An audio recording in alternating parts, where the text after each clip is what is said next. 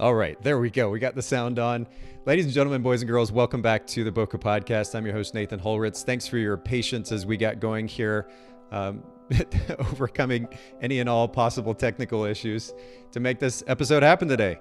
And so I appreciate your patience in that regard. And, I feel like we should have some Christmas music playing in the background. We got the Christmas tree up, a little different scenery than normal. I hope you all are enjoying the holiday season if you celebrate. And we may have to figure something out for the next episode. For those of you that are live streaming with us, thanks for joining us. Make sure to ask lots of questions as I introduce my guest here in just a second. Would love for your commentary, your involvement in the conversation. Make this a group discussion. And for those of you that are listening to the audio after the fact, as I always say, come hang out with us. Come be part of this live stream. If you follow us at Boca, B-O-K-E-H podcast on Instagram, you can keep up to date with the upcoming live stream schedule and come be part of it. All right. Well, on that note, I want to actually welcome back Rachel Larsen Weaver is here with me. Rachel, thank you so much for coming back to be part of the show. I really appreciate it. Thanks for having me back on, Nathan. It's nice to talk to you again. It is. You know what? I have to give you props right off the bat, and we didn't talk about this beforehand, but one of the reasons that we wanted to have you back on the show is we had really good conversation last time. And I think I told you after we finished that episode, I'm like, it's not the norm for photographers in the industry to have both the photographic talent and or business talent, but then also have the teaching talent as well. And you're such a great teacher and communicator. So I have to give you props for that off the bat. That's part of the reason we're having you back on the show. I'm going to take the compliment. Thanks. What? It always is like a little uncomfortable when you're like, oh, those are such nice things to say. I mean it very genuinely. Yeah. And most of the time, in fact, and it's very intentional, most of the guests that I have on the show are not teachers. They're not on the speaking circuit in the industry. Yeah. And that's intentional, by the way. And I like that as well. But yeah, every once in a while, it's also nice to have conversation with photographers who seem to have that teaching ability built in as well. So yeah, again, props to you for that. Thanks for being back on the show. And we're going to actually get into a topic that we've really not spent a lot of time on here on the podcast. We're going to talk about how to utilize newsletters to build our photography business. But before we do that, for listeners that may be new to you and to your brand, will you briefly introduce yourself for our listeners? I am Rachel Larsen Weaver. I am a traveling long-form film photographer. In the last time that I spoke with Nathan, was sort of explaining what long-form sessions are, and they're a chance for me to come in and spend an extended period of time with families, not only to witness what their family life looks like, but also it gives you the time and space to get creative and to have fun and to play with new ideas with photography. I am also a mother 5 times over, so kids ranging from 17 to 3. I live outside of the DC area on the East Coast, and I am, as Nathan mentioned, I do have a teaching and mentoring background as well, so I like to work one-on-one, well, in small groups with photographers, but that's sort of a new since we spoke last time. Yeah. Well, you definitely have the talent set for it. And as you were talking, I actually wanted to bring up your website here. So for anybody who may be live streaming, of course, you can see this on screen. For those of you that are listening to the audio after the fact, make sure that you go to Rachel Larsen, Larsen, and then Weaver, Weaver, RachelLarsenWeaver.com. And you can see Rachel's beautiful work. And it is very, I would categorize this as lifestyle family photography. Is that a accurate categorization, Rachel? Absolutely. I feel like so many photographers, we can get kind of weird about the labels, Sure. where you're like, there's a documentary element, but no, that's absolutely a fair characterization. Well, but it's just so beautifully done. And honestly, as much photography as I've seen over the last couple of decades, it's not very often that I come across something like this. So for those of you listening in, make sure that you go check out Rachel's work, and also on Instagram, of course, showing this on screen for those of you that are live streaming, but rachel.larsen.weaver. And we'll link to both of these in the show notes at bocapodcast.com. And I want to say hello to a couple of people who've already chimed in. Sue said hello from Sun Valley. Sue's become a regular here on the live streams. Sue, thanks for coming to hang out with us. And then Benjamin as well from Arizona. Good morning, he says. And Benjamin, welcome as well. And for anybody else who's live streaming, don't be shy. Chime in, say hello, let us know where you're listening in from. And then again, as we're getting into this conversation today about developing newsletters as a form of marketing for our business, don't hesitate to ask questions or comment about your experience. And on that note, Rachel, we're just going to kind of jump right in. And I'm speaking, I guess, naturally as a host. I'm thinking about these various topics from my own perspective as well, where I see newsletters utilized quite a bit from photographers in the photography industry. It seems to center more around photographers that are offering educational courses, for example. And so they're trying to target other photographers or professionals in the photography industry, and they're using newsletters for that purpose. I know that some photographers do use newsletters to work on building their brand and reaching out to their clients or potential clients, but I don't know that it's as commonplace. Is this something that you've done kind of since the beginning, or is it something that you worked into? When I decided to launch long form sessions, I was using the newsletter as a kind of a catalyst to do that, because the kind of photography that I'm so interested in doing is so intimate, and it does require a deep level of trust. I felt like using a newsletter that I was regularly showing up in inboxes every Monday night. People knew to expect me. It gave me an opportunity to tell stories in a more robust way, and it it gave me a sense of connection with folks that I think really went beyond Instagram. And so it's been about 2 years that I've been doing weekly newsletters, and it's completely transformed the nature of my business. That's interesting. Okay, so I've got some more follow-up questions. Emily is saying hello from Maryland. Thanks for listening in, Emily. Really appreciate you being here as well. And but to that end, so first of all, I'm kind of curious. You talk about more long-form style communication with your client base, or maybe potential clients as well. But my automatic assumption in 2022 is that most people don't. It's not that they don't have the time, that they don't make the time, and or their attention span is short. So the idea of reading a long-form email seems like a bit of a stretch of an ask. And that's, again, a lot of assumption on my part. What are your thoughts on that? What's your experience with that? I think it probably is, and I think that that's part of what helps me really align my client base to the exact right people that I want to be working with. Makes sense. And so one of the reasons that I think it works so well for me is that it's not something that everyone's doing. And so when everyone's in a place, it becomes so saturated. Whereas I think the way that I am doing weekly newsletters is a little bit different. And so it has that sort of remarkable element, and not in remarkable in like, oh, it's fantastic, but like you actually remark on it. You're interested. You're thinking, oh, I don't see people doing that. And so it has sort of a natural advantage in that way. And and if folks aren't interested in reading that much from me every night, then or every week, they probably aren't interested in having me in their house for 24 hours. Yep. That totally so makes this sense. to have your marketing matching your offers, I think is a really powerful business decision.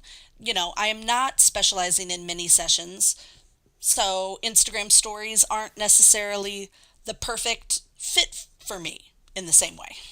Yep, that makes sense. Absolutely makes sense. And it kind of lines up with a couple of things that we've talked about on the show here. One is the significance of differentiation, and the reality, which is that, as you alluded to, a lot of photographers just kind of tend to copy paste what everybody else is doing. They're like, oh, this is popular with my favorite celebrity photographer, or I see a bunch of other photographers on the market doing this particular thing. I guess I should do it that way too. And I think that we need to learn as business owners to do very much the opposite as much as we possibly can, which is everybody's doing this thing. Let me go a different direction. So that, number one, I have to give you major props for. And then two, you make a really interesting point as well, which is that this very much backs up what it is that you're doing with your brand, which is a long form approach to portrait photography. So naturally, if somebody is interested in that style, then the idea of taking the time to read these stories and get context, they're going to be a better fit for your potential client base than those who are like, I don't have time for this. I'm moving on. Yeah. That totally makes sense. Sierra is chiming in from YouTube. She says, I love your work, Rachel, and your newsletters are beautiful. I love getting to know you through your newsletters. And man, Thank you, Sierra. and somehow I'm not subscribed, so I think I need to subscribe too, because it makes me curious now. Thanks for chiming in, Sierra. I appreciate that. So let me just kind of jump right into it. You said, and we were chatting briefly before we got started today, but you said that there are three major benefits of newsletters over other forms of marketing. Will you share those with our listeners? Well, one thing we've already sort of hit on a little bit, which is that it isn't the thing that everyone is doing, and so therefore it stands out in the marketing world. The second thing is, and you've probably heard this in other places, but you own your email list. You don't own your Instagram following. You don't own your Facebook groups.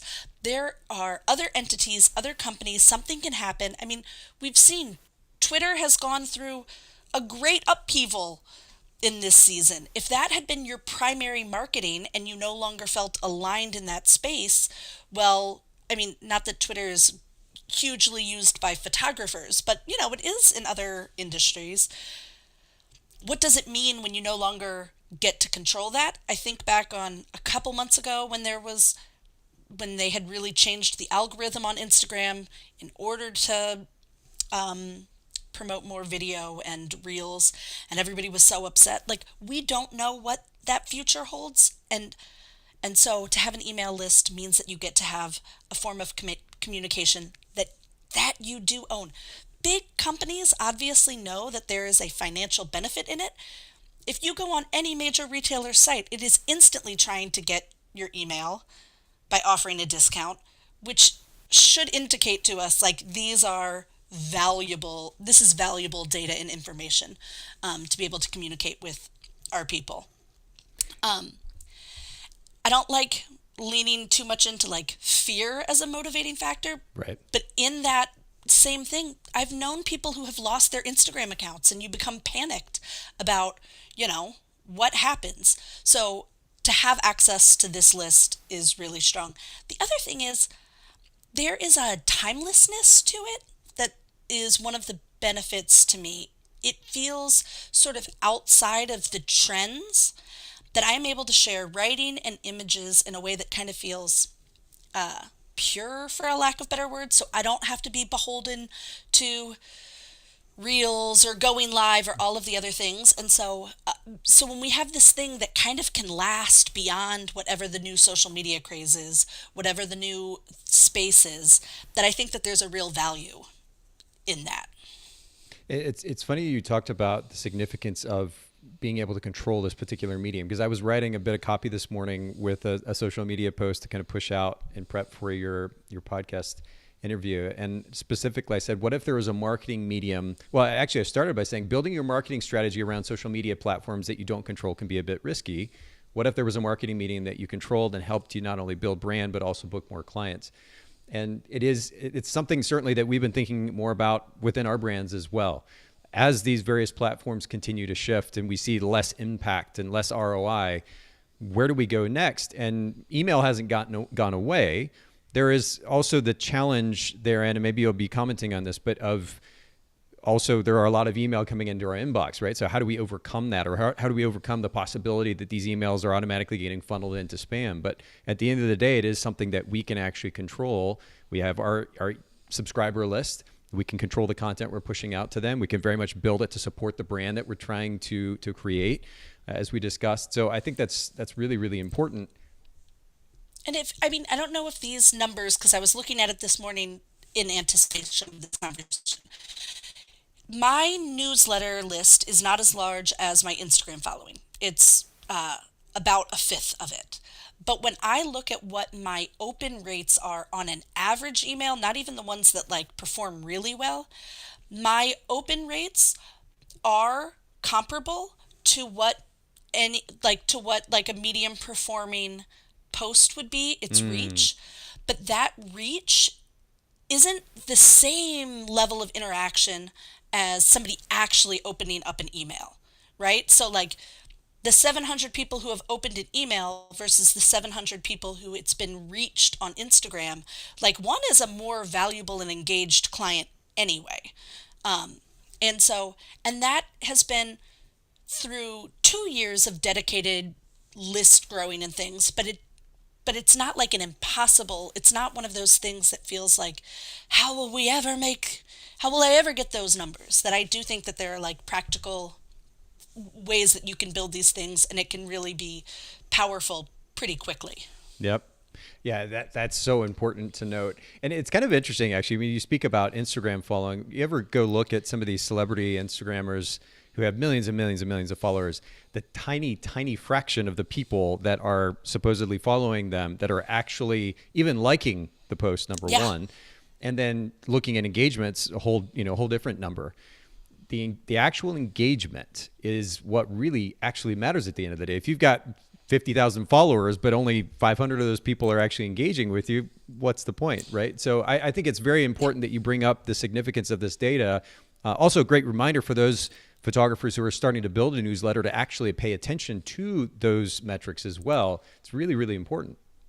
Yeah, because I think sometimes we see these big following numbers and we also get disappointed. It's disappointing that, 10% of my Instagram following is reached on sort of an average post. And I don't want to be beholden to trying to figure that out. So I liked finding a way to kind of take control of it and make it my own. Yep. And it's been really beneficial. And you mentioned one thing, like some these emails can go into spam and they can go into promotion.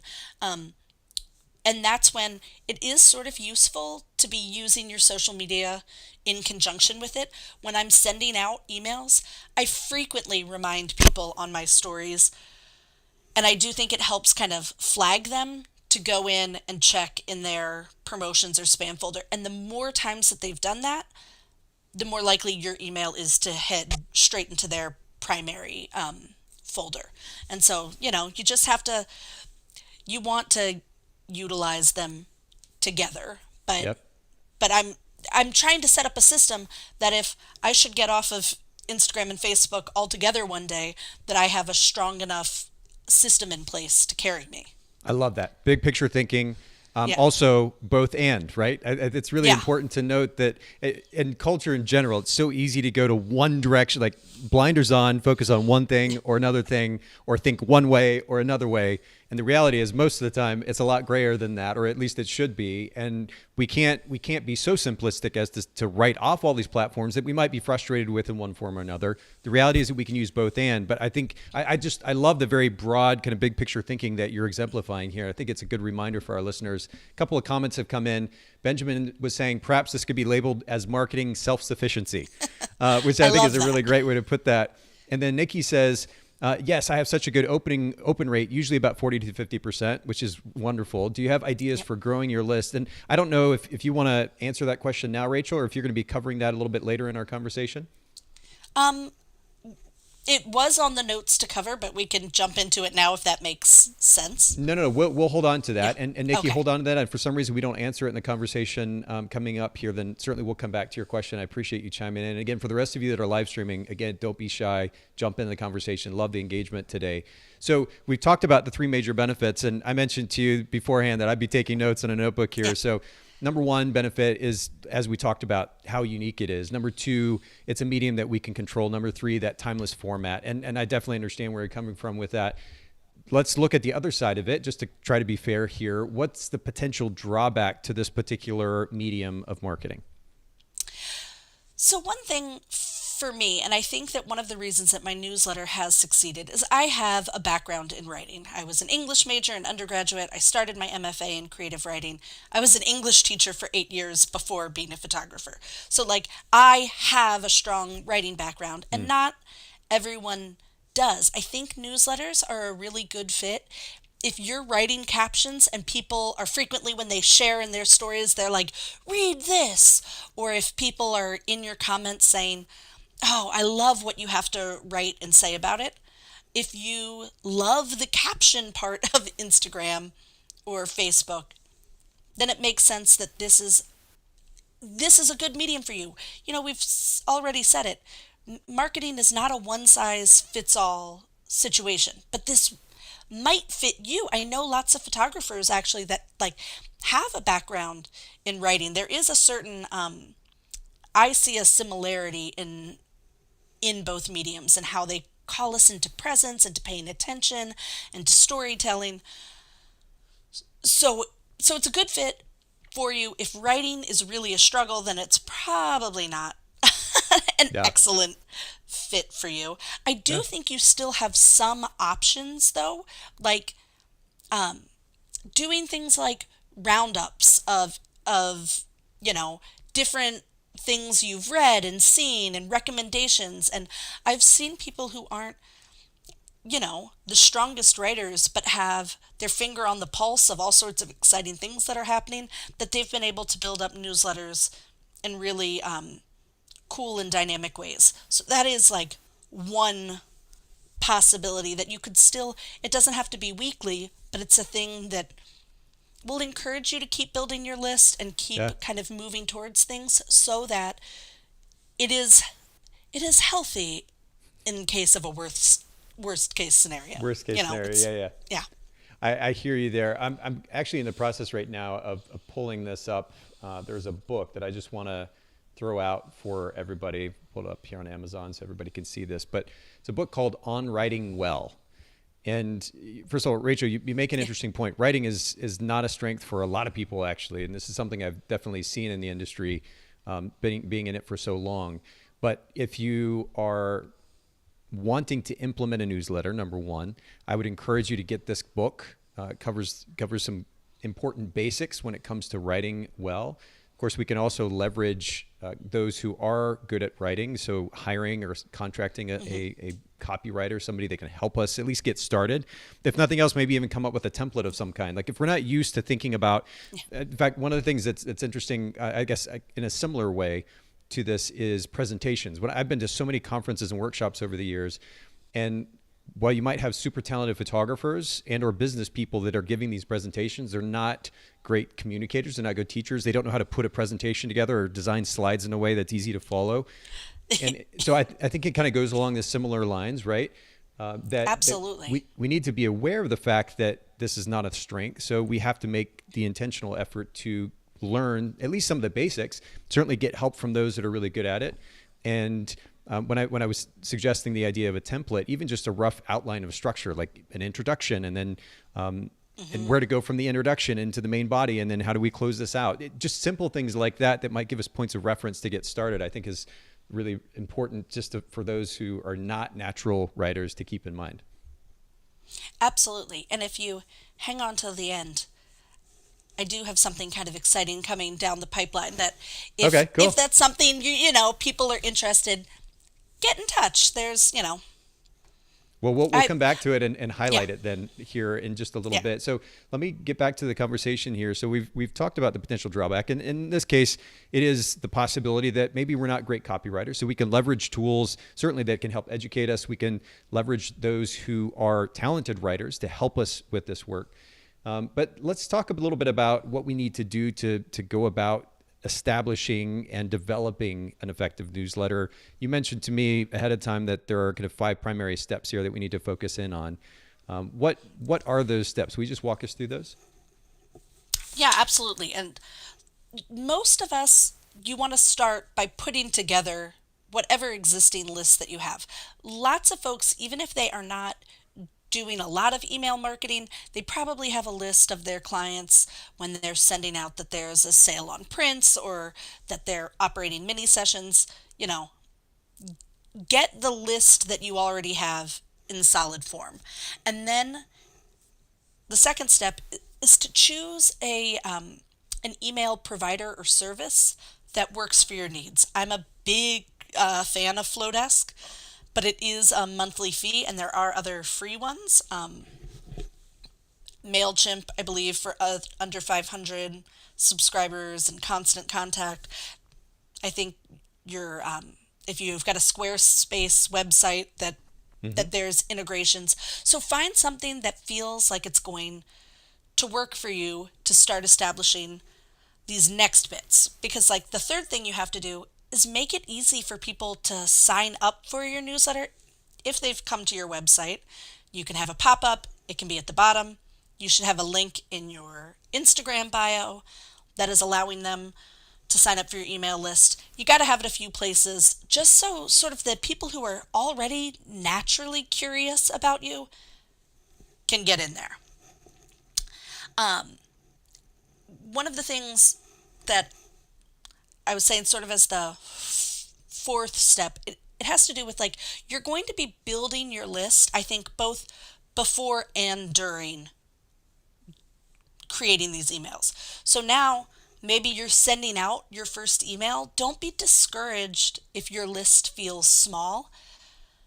Those people tend to be more engaged. Your open rate is going to be higher generally at the beginning as that, and so just make sure that you've got something kind of exciting to hook them and make them interested in staying and reading the next one, whatever's coming down the line. And how did you summarize that fourth point? What did you say it was, Rachel? Basically, it is that you're going to have to send the first email Okay, to just whatever. to get started. Yeah. Yeah. And then the fifth, and this is the piece that I'm saying, it's kind of happening before the fourth, and it's going to continue to happen, is like, what are the things that you can do to build your email list? As was it Sophie that asked, like, what are the things that Yeah, Nikki was asking about it. Oh, Nikki, yeah. And I have sort of a handful of things that I have tried and I have seen other people try, and that I can think about different ways that they would work also for different types of photographers. The most common, I think, is to offer some sort of freebie. Again, I think it's really important to think about what you're seeing done a lot, because it's not going to be remarkable then if you're offering that. I've seen a lot of family photographers that maybe their freebie is about how to take better pictures of your own children. I think that is like a great and that's not inherently a bad freebie by any means, but if you're seeing that happening all the time, it's a lot less likely somebody's going to be like, oh, I want to see that. You've got to actually think about, in developing a freebie, what is something like the needs of the people who I am trying to serve, and also how does my offer actually connect with that? Well, the other thing I'm curious to get your take on this too, that I might add to that, is make sure that it's of genuine value.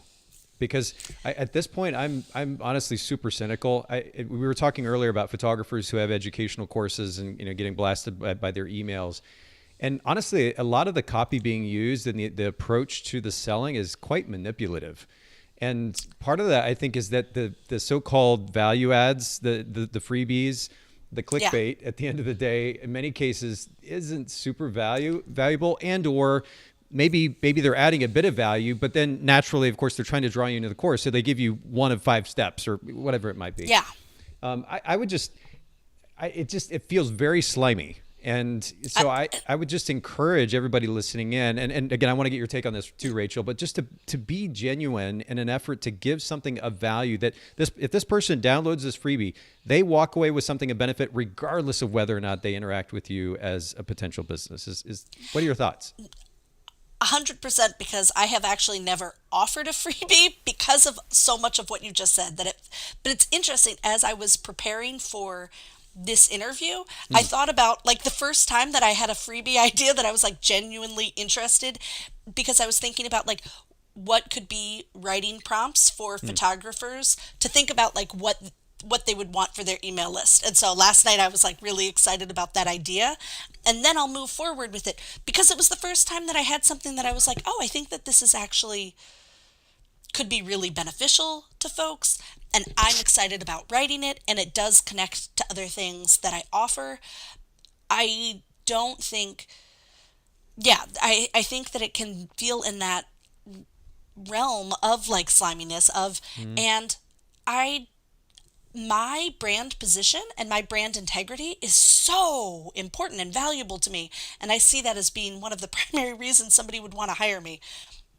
It is not worth it to sacrifice that to get a temporary rise in an email clicks. list that's Yeah. only gonna unsubscribe. It has to feel really aligned and integrated. So actually, I don't offer freebies as often because as I said, I never actually have, as when I'm about to post a newsletter that I think people will find interesting and of value. I tease part of that in my Instagram stories or sometimes in my posts. And it's been interesting to see what kinds of things will get people to subscribe who maybe had been following me for a long time and no other email topic had interested them.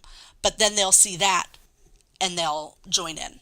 Okay. Um, Well, so it's, just to be clear for everybody listening, the last thing I want to suggest is that every photographer out there selling a course is being slimy. I've just seen too much oh, of yeah. that kind of thing, Rachel. And so I think it's important that we have this conversation and create awareness and then push everybody, because you make a really interesting point as well, which is the significance of the longevity of a brand.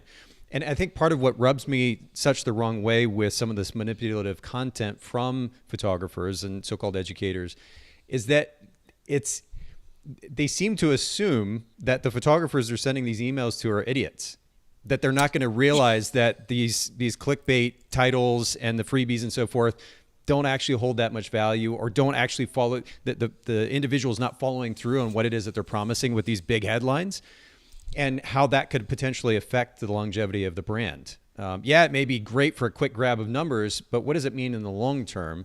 And so I'm glad that you bring that up, because that's super important. I've got so many different moving parts here. So Yeah. I want to first of all go back to, we've had a couple of comments come in.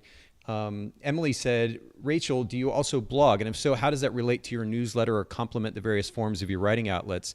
And I know that we're going to talk about webinars here in just a second, but do you have just some brief thoughts about the idea of blogging and how that relates to newsletters? Well, it's interesting. I like my background, the way I became a photographer is really because I had a blog and I bought a camera so that I would have pictures for the blog, and then people started to hire me from there. So it was really like a blog that launched my career. And then I wasn't writing very much, and I had to decide, will I did I want to make my writing go more in the form of a blog or in a newsletter? Because I don't love when the same content is all over the place, though that's like absolutely just a choice you can make. I had decided if people were going to give me their email list, their emails, then I wanted to make sure that I was giving them excellent content that wasn't just going everywhere else as well. So I do try Mm, to sometimes, like months down the line, I might add or I might grab excerpts or I can use it in other places, but I really sort of try to nurture my newsletter as a place where like the exclusive special first time that you're going to get it, that this happens. I still do blog some, Emily, in part because newsletters, you don't want to add very many images to a newsletter. Probably somewhere in like the 5 image range. Otherwise, you're more likely for things like Gmail to send your newsletter into spam and into promotions. yep. So if I want to share a lot of images of something, that's when I blog it. But if it is primarily text, then it remains as a newsletter. Okay, good. And I appreciate that feedback and the perspective. And thanks for the question, Emily. So just kind of going back to these kind of practical ways to approach setting up and ultimately launching a newsletter. Number one is to build your list. Take the time to build your list. And I'm also glad that you highlighted the reality, which is that we're probably going to be starting with a smaller number, but that's okay. And you're 100% right that the engagement rate for a smaller list can actually be really exciting and encouraging. So yeah, don't write off the smaller list. Number two, choose an email provider that fits. And I pulled this up just because you mentioned them. I'm a huge fan of the Flow, well, just Flow Themes, Flow Desk, Yeah. that whole crew out there. Ross is a longtime friend of mine, somebody I've known in the industry. I've used their product. And so flowdesk.com, for those of you that are not live streaming, I have this pulled up on site or on the website. Design beautiful emails, sell online. Beginners and experts use Flowdesk to send emails. People love to get creative, high converting checkout pages and grow their business all in one place. And of And course, we'll I link. find they're so like easy. There's the interface is so user friendly. You can create something so beautiful simply that I am a huge fan of Flowdesk. And Yeah. sometimes, you pay for something. I don't know if you're like me. If I pay that fee, then I feel this greater need to actually follow through with the thing. So maybe paying for your Flowdesk membership will mean that you prioritize Take emails it so that seriously. you're, you know what I mean? Because sometimes Yeah, when it's a free thing, then you just kind of wait on it. So that's that's a my great push that's a for great point. Flowdesk. Yeah, no, and their design their design sensibility, their design language, not just with their emails but also with flow themes is stunning. I'm a huge fan. So yeah, definitely recommend them. We'll link to them in the show notes. And then you said number three, make it easy to sign up. And when it comes to this idea, are you intentionally placing like multiple opportunities throughout your site to sign up for that newsletter? Or is it kind of focused on one main area? What does that look like for you? I my brand, I try to be I don't know, not very pushy. And maybe that is to my detriment sometimes on things like I'm the same. my, yeah, like, so there is, for a long time, I didn't even have a pop up on my website. It was just like at the bottom that there was a button to get into my newsletter. Right. Now there is a pop up to sign up for it. And I have to say, I have gotten like a lot of signups from it. So that's why you do it. But I try to set it on like the least obtrusive settings. So like once somebody has said no, it doesn't ask them ever again, and Yeah. or like for 6 months or something. No, I'm So smiling because I'm very yeah, much like you. And in fact, I'm not generally a huge fan of pop-ups either for that reason. Like the idea that it's like just intruding in the person's ability to be able to just look at the site. yeah, So I feel your pain on that. It's interesting to note though that you did get good results from it. I know, and it's one of those things I feel that like I don't know if I love this, Yeah, yeah, yeah. but it has been beneficial because I think that before it was maybe so subtle, people came onto my website and did not always see it. And then the other place that I have it is in my Instagram link bio that it's clearly there, and with some regularity I reference it, and then I will also use the link to those forms in my Instagram stories once or twice a month when I'm kind of advertising an email that's coming out that I think might be of interest. A few weeks ago, for instance, I had an email on like some of my favorite creative practices, and that was something that when I put it in my Instagram story, you know, a solid number of people who had not signed up for my email list were interested in that email and hadn't previously given me their email address. Okay. Okay, fair enough. Well, and for anybody who's curious, of course, you can go to rachellarsenweaver.com and see what that little sign up form looks like. There are some that like take over the whole screen. And you're like, how do I X out of this thing? Yours Yeah. is definitely not that. So, as Yeah. as, as least obtrusive as possible. Number four was, of course, to go ahead and send out that first email. And then number five is to brainstorm how to build that list. And I think we're going to talk a little bit about that. One of the ideas that will help build a list here. So let's go ahead and transition into that conversation. Because you mentioned webinars. And honestly, the last thing that I would assume, I guess in some ways similar to the idea of a newsletter and how I naturally make the association between newsletters with photography educators. Webinars, kind of the same thing. The last thing I would assume is that my photography, and I think back to my wedding photography career and the clients that I worked with, the idea of not only sending a newsletter out to them to let them know about the other couples that I'm photographing, but then the idea of doing a webinar on top of that, it's the last thing that would have come to mind. So I mean, that's why I kind of love it because I feel like when you can yeah, take a thing that people aren't doing in like an artful or meaningful way and kind of put it on its head, it's been really fun. When I offer webinars, they are not so much, again, the sale is very, as much as possible, it's kind of unobtrusive and at the end. I like it as sort of like oh, let's bring people together and have a class on something. And actually, like four of the webinars that I have given, I've done them on my own and in collaboration with other photographers. It's really sort of an art history class. We'll look at famous photographers and show how that could influence, how that has influenced our own work, or how that could influence the work that we want to create with other people. And so there's a value in these classes. People who are creative and sort of academic and intellectual, the kinds of people that I tend to really enjoy working with, they want to learn about more photographers. They want like this little art history lesson. They like the introductions, that, I've brought in these other photographers to talk about photos. One thing to keep in mind, there are a lot of photographers in the world. We feel that often when we're like, it's such a saturated market. Right. But there's a way to talk to them in a way that doesn't feel like you're not trying to educate them, but to become interested in your photo work. Because, like I said, it's a pretty thick market. Those photographers then might be interested in hiring you just as a photographer. And it has been, really beneficial to me and some of the photographers that I've worked with in doing this, as we have promoted. We're not promoting education when we do this, we're just promoting our own photography work. So is the webinar then, are you inviting potential clients to that webinar, or is it Yeah, specific? anybody. Okay. So, for instance, I don't know if you're familiar with the photographer Nikki Boone. She's a New Zealand photographer. We did a we did two webinars where we advertised that we were going to show who our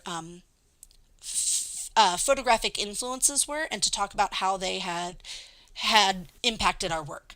And so we both made slideshows where we were giving information on them, showing like, this is the work of this famous photographer, this is the work that I've created, kind of in conversation with that. And then folks who are interested in having pictures made with them that are not so typical, that are really, I, I'm always hesitant to describe my own work when you're like, these really like artful kind of, but a next level of engagement with photography as a medium. We did a good job of getting those people interested, Okay. and then those people hired us to take their pictures because they were engaging with our work in a new way and seeing it in a new way and having it talked about. And and so it was really beneficial.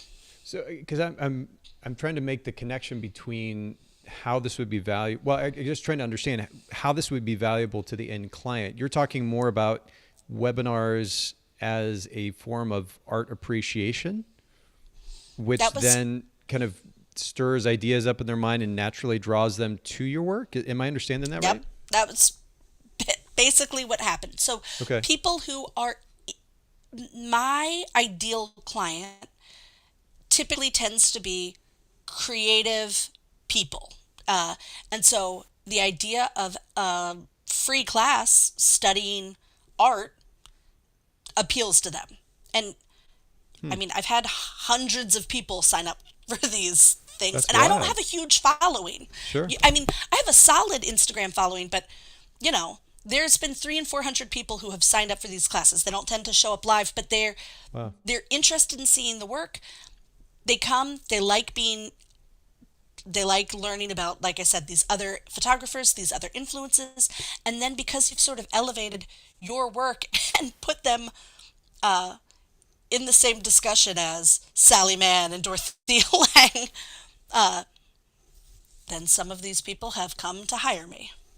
That's wild. Okay. Because what I'm thinking about a webinar that would, kind of like we were talking about, like what a freebie, how a freebie would add value to that individual. When I'm thinking about a webinar, if anything, I'd be like, okay, let's maybe a webinar on how to dress in preparation Yeah, for a portrait session, or something to that effect, where it's related to the thing that they're going to do with us. But this seems, in some ways, so far removed, and yet it's not, because you said that you know who you're talking to, and that person, that target client, is interested in the artistic side. So this is actually a relevant conversation. yeah. And I think that, when how many people actually want to take an hour out of their day to listen to somebody talk maybe about how to dress? I mean, I think that sometimes, like, when you're thinking about what those freebies are and how to talk to people, I do think somebody who's already booked a photo session might then jump to that, but I don't think that that's going to be the thought they have before a photo session. Um, I was thinking about in other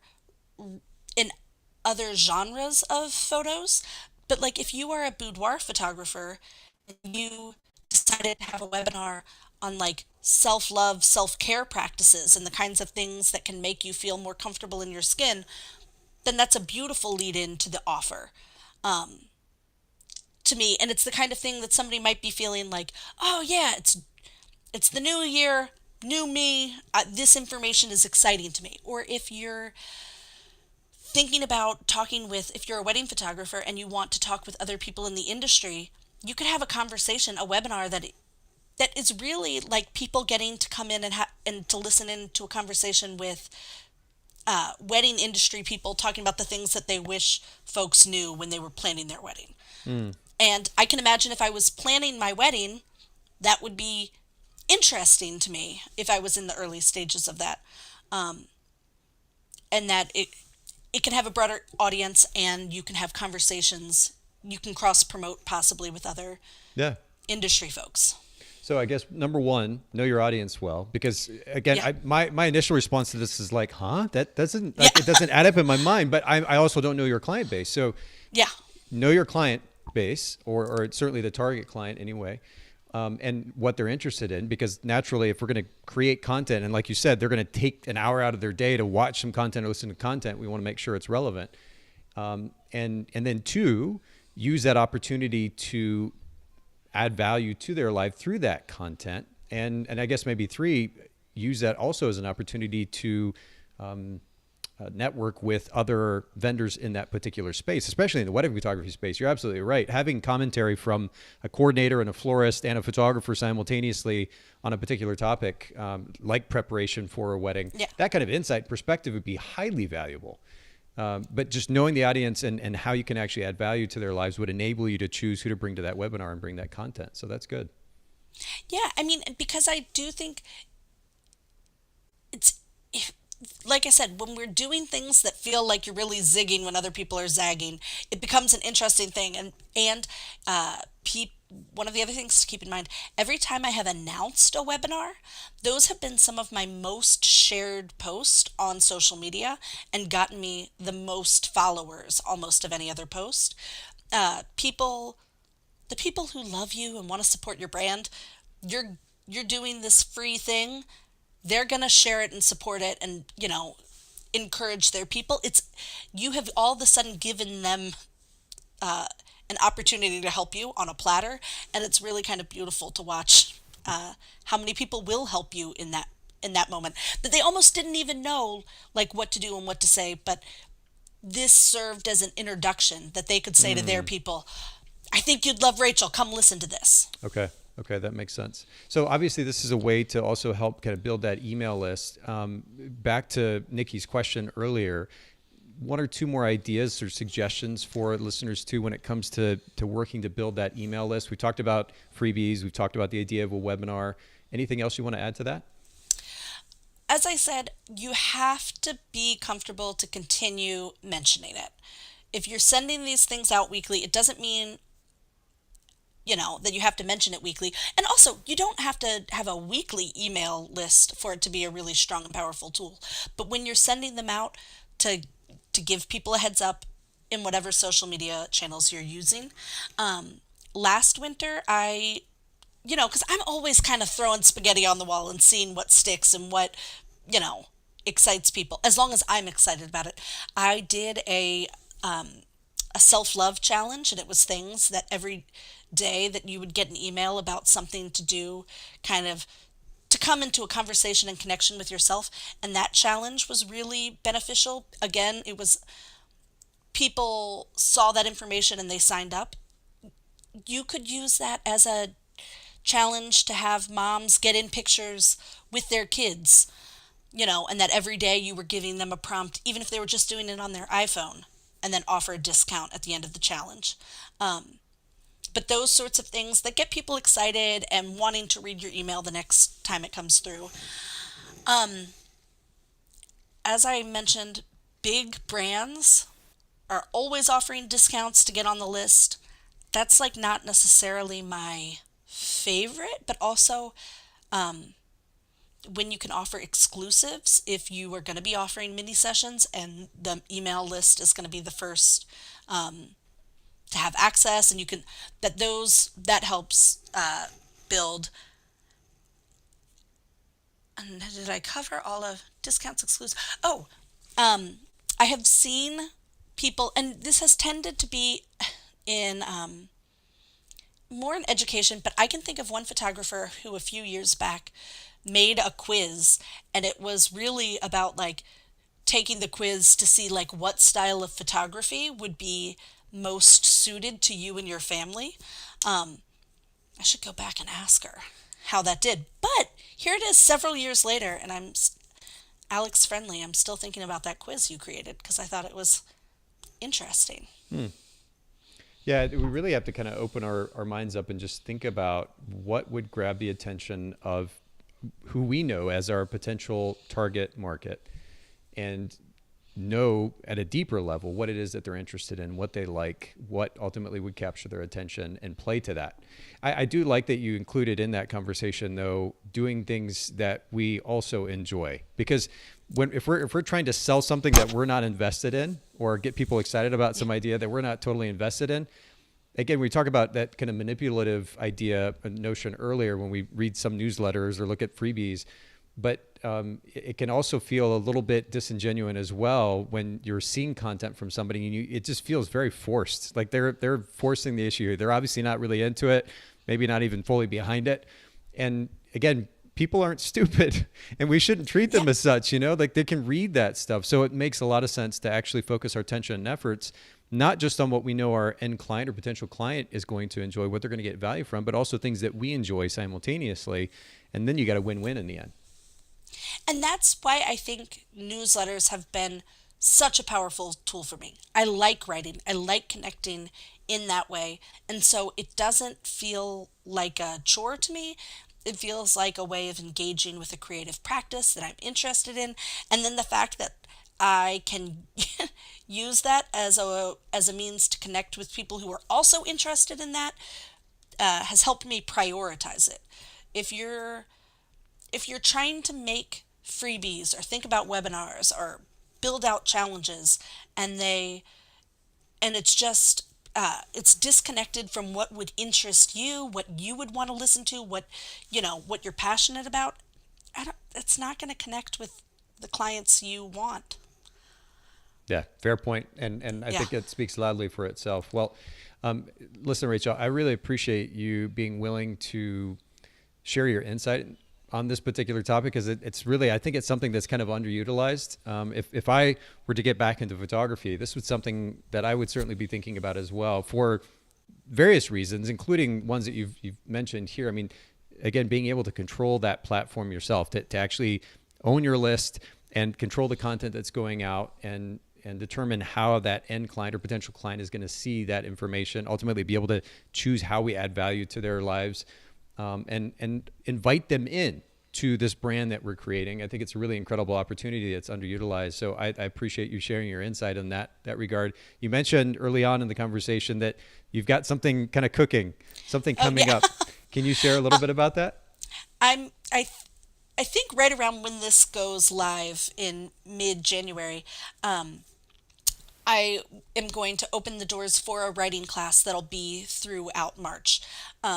And while it isn't all specifically tailored to email writing, it is like sort of for a writing practice. And then there are going to be bonus classes in it to show you how you could take writing and almost turn it to copy, because that's one thing about how I write my newsletters. They don't actually start as copy for me. I That's like a whole nother conversation. I feel that, I'm making pictures, I'm not making content. I'm writing, it's not necessarily copy, but then how can we kind of in an interesting way move to the sale from that? And then how Mm. can that feel really like genuine and empowering to us, and make us excited about what we want to write and finding our voices. So if you're following along, if you sign up for the newsletter, you'll be hearing more about that come January. Perfect. And for those that are listening and that have not signed up yet, all they have to do is just go to your site, rachellarsenweaver.com, and sign up for that newsletter. A little pop-up will show up, Yeah. and they can put their name and email address in. That's great. By the way, Rachel, I did happen to have some holiday music, so we're going to go out on something Oh. that at least sounds a little more festive, I think. Oh, I Well, love it. ish, maybe a little some bells chiming in the background or something like that. But as the outro music is playing, will you just remind our listeners both your website and where to find you on social as well?